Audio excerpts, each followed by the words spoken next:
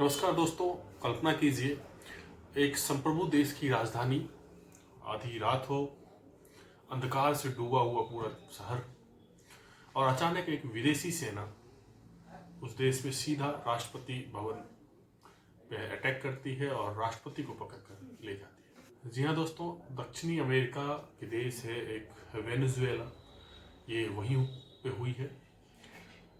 Venezuela में जो हुआ है वो एक सिर्फ सैन्य कार्रवाई नहीं है, बल्कि पूरे वैश्विक राजनीति को हिला देने वाला घटना है। दोस्तों, ये अमेरिका के द्वारा किया गया। क्या अमेरिका ने अंतर्राष्ट्रीय कानून को तोड़ा है? यह एक लोकतंत्र की रक्षा के नाम पर किया गया एक नया शक्ति प्रदर्शन है। आज के इस वीडियो में हम वेनेजुएला की संकट के बारे में, जो भी संकट है वेनेजुएला पे, जो वेनेजुएला की घटना है, उसकी एक संपूर्ण कहानी समझेंगे, तथ्यों के साथ, विश्लेषण के साथ, और इससे भारत पे पड़ने वाले क्या असर हो सकते हैं। नमस्कार, मैं हूं करण प्रतिहस्त और आप देख रहे हैं प्रतिहस्ता टॉक। दोस्तों, संक्षिप्त में यदि बात करें तो ये घटना है 2 जनवरी की मध्यरात्रि की। 2 जनवरी की मध्यरात्रि को अमेरिकी विशेष बलों ने वेनेजुएला की राजधानी कराकस में एक बड़ा सैन्य ऑपरेशन चलाया। ऑपरेशन के दौरान वेनेजुएला के राष्ट्रपति निकोलस मादुरो और उनकी पत्नी सिलिया फ्लोरेस को हिरासत में ले लिया गया।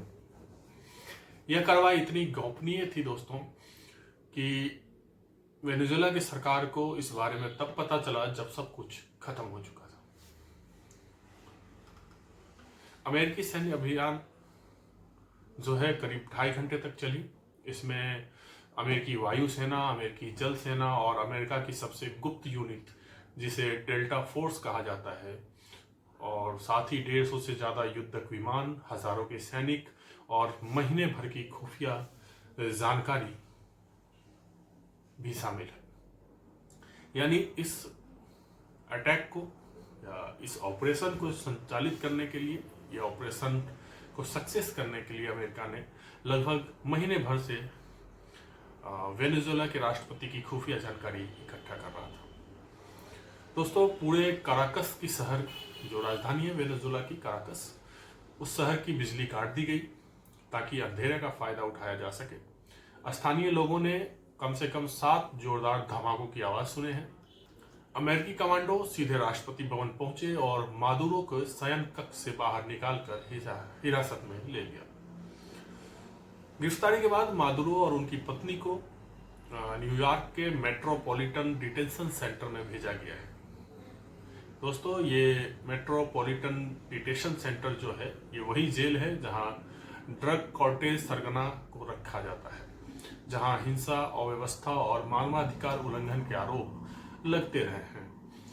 अमेरिका अब मादुरो पर आरोप लगाने की तैयारी में होगा, जिसमें हथियारों की तस्करी, अंतर्राष्ट्रीय ड्रग नेटवर्क और अमेरिका विरोधी साजिशों के आरोप हो सकते हैं। ऐसा अमेरिका द्वारा आरोप लगाए जा सकते हैं मादुरो पे। इस पे देखते हैं दोस्तों कि वैश्विक प्रतिक्रिया क्या आ रही है। जो भी बड़े देश हैं दुनिया के, उनकी क्या प्रतिक्रिया है इस पे।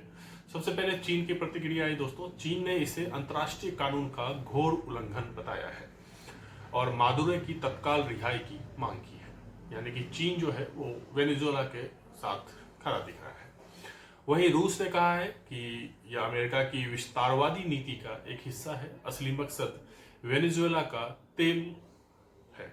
यानी वेनेजुएला में दोस्तों दुनिया की सबसे ज्यादा तेल का खदान है।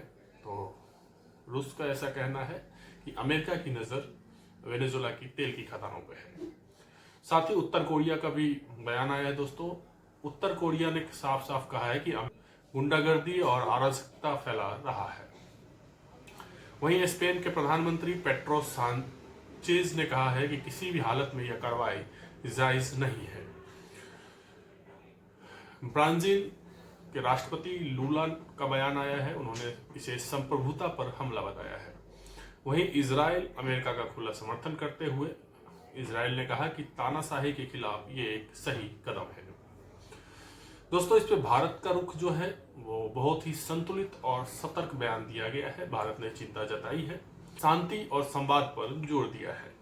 भारतीय नागरिकों को वेनेजुएला न जाने की सलाह दी गई है भारत की ओर से, और वहां मौजूद करीब 50 भारतीय नागरिक और 30 भारतीय मूल के नागरिक का लोग सुरक्षित हैं, ऐसा बताया गया है। अब यदि इसकी डिटेल में बात करें दोस्तों कि वेनेजुएला के पास दुनिया का सबसे बड़ा तेल भंडार है। जी हाँ दोस्तों, पूरे दुनिया में सबसे ज्यादा तेल का भंडार वेनेजुएला के पास है। भारत की ओएनजीसी का करीब 9,000 करोड़ रुपए का निवेश भी है वहां पे, जो सालों से फंसा हुआ है। अमेरिका का दावा है कि तेल उत्पादन बढ़ेगा, इससे प्रतिबंध हटेंगे, अमेरिकी कंपनियां निवेश करेगी। लेकिन सवाल यही है कि क्या यह सब लोकतंत्र के लिए हो रहा है या तेल के लिए? क्या अमेरिका को किसी देश के राष्ट्रपति को पकड़ने का अधिकार है? सबसे बड़ी सवाल जो है दोस्तों अभी इस घटना के बाद यही है कि क्या अमेरिका को किसी भी देश के राष्ट्रपति या प्रधानमंत्री को पकड़ने का अधिकार है? क्या यह भविष्य में दूसरे छोटे देशों के लिए खतरा बन सकता है? क्या वेनेजुएला में स्थिरता आएगी या फिर गृह युद्ध छिड़ेगा? इतिहास गवाह है, जहां जहां बाहरी ताकतों ने हस्तक्षेप किया है वहां शांति कम और संघर्ष ज्यादा हुए हैं। तो वेनेजुएला की ये घटना थी दोस्तों, यह सिर्फ एक देश की कहानी नहीं है, यह पूरी दुनिया के लिए एक चेतावनी सा है। तो आप इस बारे में क्या सोचते हैं? क्या अमेरिका सही है या यह अंतर्राष्ट्रीय कानून का उल्लंघन है? अपनी राय कमेंट में जरूर लिखें। वीडियो पसंद आया हो तो कृपया लाइक करें, चैनल को सब्सक्राइब करें, क्योंकि यहाँ सिर्फ खबर नहीं बताई जाती बल्कि समझाई भी जाती है। मैं हूं करण प्रतिहस्त, आप देख रहे थे प्रतिहस्ता टॉक। मिलते किसी अगले वीडियो में, तब तक के लिए नमस्कार।